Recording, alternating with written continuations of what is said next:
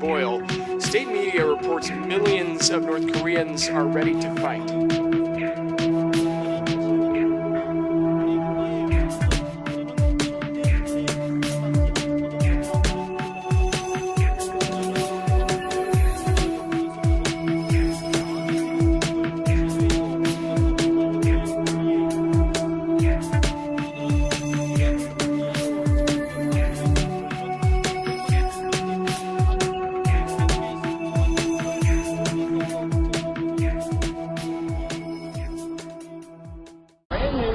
Force from North Korea, the rogue nation reportedly launching a massive military drill overnight as President Trump calls the entire Senate for a briefing at the White House.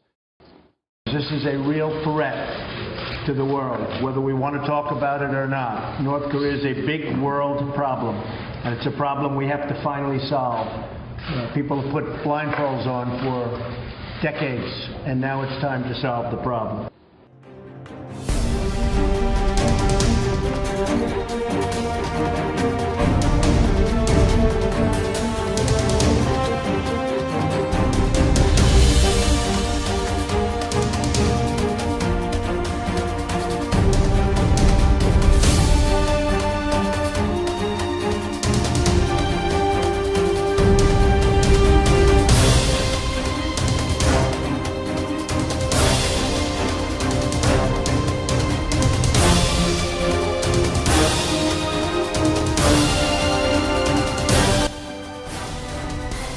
The U.S. and South Korea are conducting drills in the waters around the Korean peninsula, and not surprisingly, North Korea isn't pleased. The North Korean Central News Agency said Thursday, the U.S. is running amok by introducing under our nose the targets we have set as primary ones. It added that Americans should expect an unimaginable strike at an unimaginable time. The angry threat came not long after North Korea's deputy ambassador to the United Nations warned the situation on the Korean peninsula has reached the touch-and-go point and that nuclear war may break out any moment. Pyongyang has made it very clear that it doesn't approve of the U.S. and South Korea's joint military exercises, and the most recent ones are no exception. But while North Korea's verbal threats seem to be escalating, there's been a noticeable lull in its missile activity. It's been over a month since the country launched a rocket.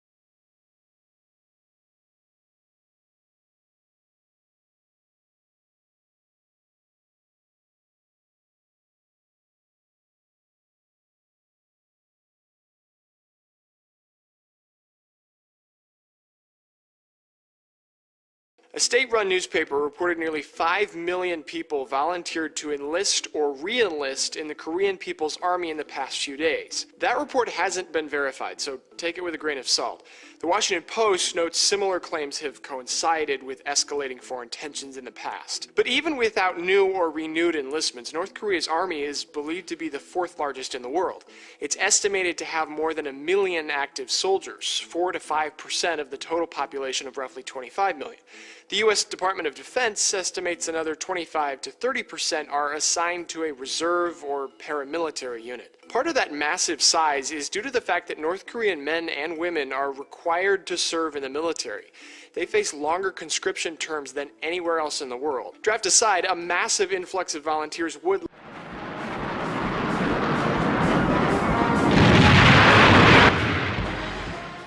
The country has long functioned around the idea of chuche, which means self-reliance.